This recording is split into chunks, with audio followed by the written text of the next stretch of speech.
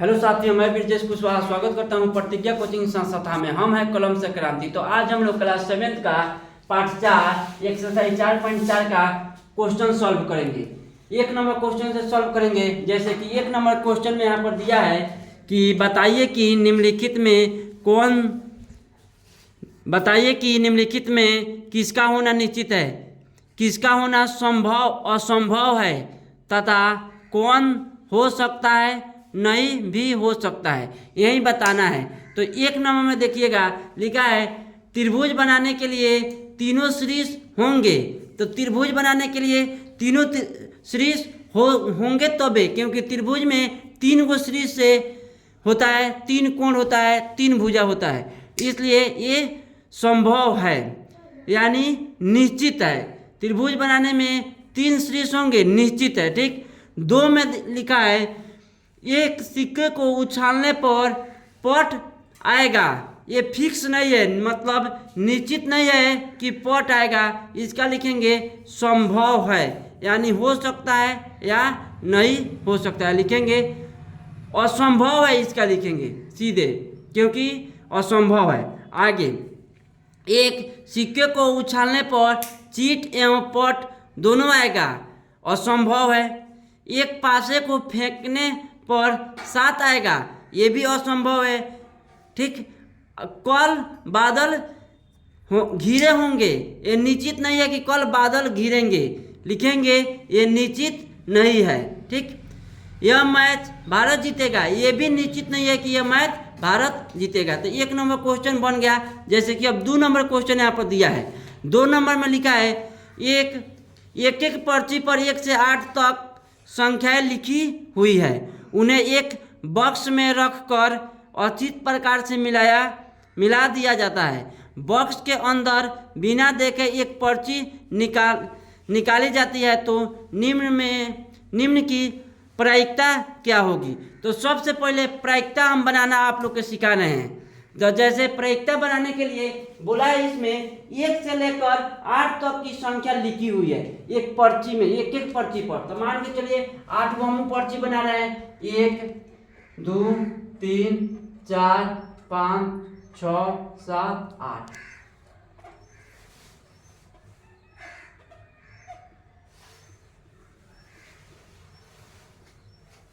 हो गया 8 तक पर्ची।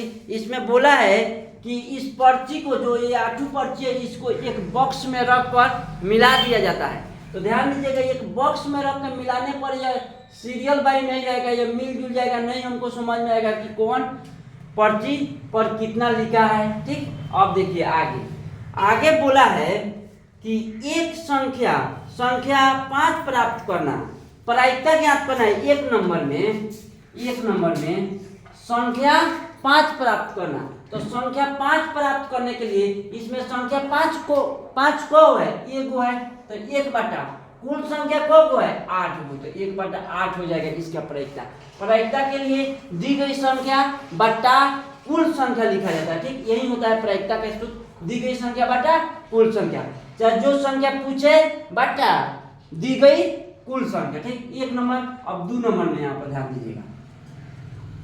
2 नंबर बोला है कि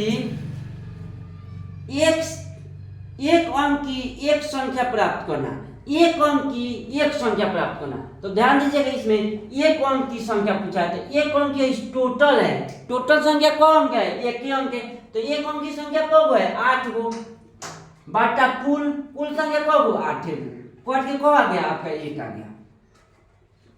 3 नंबर ध्यान दीजिएगा। 3 नंबर में बोला है कि 5 से छोटी एक संख्या प्राप्त करना, 5 से छोटी एक संख्या प्राप्त करना। तो 5 मान के चलिए यहाँ पर है, तो 5 से छोटी संख्या 1 2 3 4 गो है, 4, अब बटा कुल को गो है 8 गो, इसको काट के छोटा रूप करेंगे तो 1 बटा 2 हो जाएगा। ठीक, 4 नंबर ध्यान दीजिएगा। 4 नंबर में बोला है, 4 नंबर में है 5 से बड़ी संख्या प्राप्त करना, 5 से बढ़कर। तो 5 मान के चलिए यहाँ पर, तो इससे बड़ा 1 2 3 है, तो संख्या इससे बड़ा है, तो 3 बटा कुल 8। अब का हो गया इसका भी आंसर। अगला क्वेश्चन दिया है, अगला क्वेश्चन है रानी और शीला में कौन पहले गाना गाएगी। ठीक, रानी और शीला में कौन पहले गाना गाएगी, इसका निर्णय करने के लिए एक सिक्का उछाला जाता है। शीला रीला के पहले गाना की प्रायिकता क्या होगा? ठीक, रीला। रानी और रीला लिखा है, शीला नहीं है, रीला। पहले गाना की प्रायिकता तो रीला बाटा, इसका देखिएगा यहाँ पर 3 नंबर क्वेश्चन हम यहाँ पर बना रहे हैं। रानी और रीला दोनों आदमी गाना गाने के लिए एक सिक्का उछाल रही है, तो कौन पहले, इसमें क्वेश्चन में दे दिया है कि रीला पहले गाना गाने की प्रायिकता क्या होगी, तो रीला गाना गा रही है, तो